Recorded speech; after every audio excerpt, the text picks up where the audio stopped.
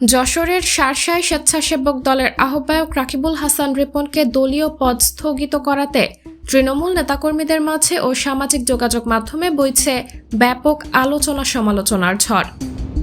তৃণমূল নেতাকর্মীরা বলছেন, ভিজিডির চাউল ছিনতাইয়ের ঘটনায় বাদী থানায় রাকিবুল হাসান রিপনের নামে কোনো অভিযোগ না দিলেও একটি স্বার্থান্বেষী মহল তাকে সমাজে হেয় প্রতিপন্ন করার জন্য বিভিন্ন পত্রিকায় ও অনলাইন পোর্টালে মিথ্যা বানোয়াট সংবাদ প্রকাশ করিয়েছে, যা রীতিমতো উদর পিণ্ডি বুদর ঘাড়ে দিয়ে রাজনৈতিক ফয়দা লুটেছে একটি মহল।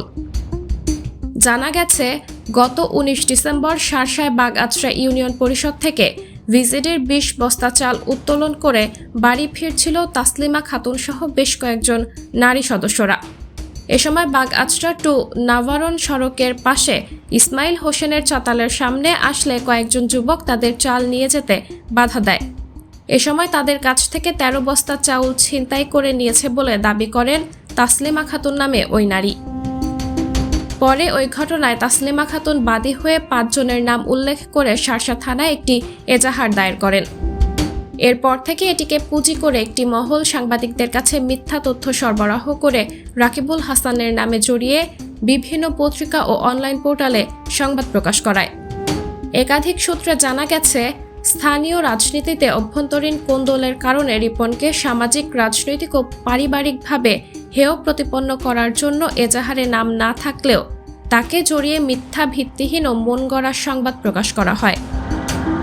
এদিকে বাদী তাসলিমা খাতুন জানিয়েছে, রাকিবুল হাসান রিপন নামে কেউ তাদের চাল ছিনতাইয়ের সাথে জড়িত ছিল না, অন্য কেউ তার নাম ব্যবহার করতে পারে। আমি যাদের নামে অভিযোগ করেছি মূলত তারাই চাল ছিনতাইয়ের সাথে জড়িত ছিল। স্থানীয় একাধিক সূত্রে জানা গেছে, রাকিব হাসান রিপন একজন সম্ভ্রান্ত পরিবারের সন্তান। তার দাদা ও পিতা ৮ নম্বর বাগআঁচড়া ইউনিয়ন পরিষদের সাবেক চেয়ারম্যান ছিলেন। এখানে বিএনপির ২টি গ্রুপ রয়েছে, যে কারণে তাকে হেয় প্রতিপন্ন করার জন্য তার নাম জড়িয়ে মিথ্যা বানোয়াট সংবাদ প্রকাশ করা হয়েছে। এছাড়া রাকিবুল হাসান রিপন ছাত্র জীবন থেকেই ছাত্রদল, যুবদল, স্বেচ্ছাসেবক দলের রাজনীতির সাথে জড়িত। রাকিবুল হাসান রিপন জানান, আমি কিভাবে এমন নিম্ন কাজের সাথে জড়িত হব? এলাকার রাজনীতিতে একটি পক্ষ আমাকে ও আমার পরিবারকে হেয় প্রতিপন্ন করার জন্য বানোয়াট সংবাদ প্রকাশ করিয়েছে। তাছাড়া বাদী থানায় আমার নামে কোনো অভিযোগ বা মামলা দেয়নি, তারপরও আমি অপরাজনীতির শিকার হয়েছি।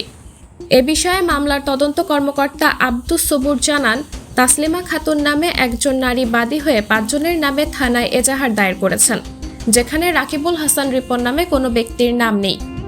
গত ২০ ডিসেম্বর শুক্রবার রাতে যশোরের জেলা স্বেচ্ছাসেবক দলের দপ্তর সম্পাদক সাইফুল বাশার সুমনের স্বাক্ষরিত এক প্রেস বিজ্ঞপ্তিতে শার্শা উপজেলা স্বেচ্ছাসেবক দলের আহ্বায়কের দায়িত্বে থাকা রাকিবুল হাসান রিপনকে দলীয় পদ স্থগিত ও ৩ দিনের মধ্যে সশরীরে হাজির হয়ে কেন তাকে দল থেকে স্থায়ী বহিষ্কার করা হবে না, এই মর্মে যশোর জেলা স্বেচ্ছাসেবক দলের কার্যালয়ে হাজির হয়ে ব্যাখ্যা দিতে বলা হয়।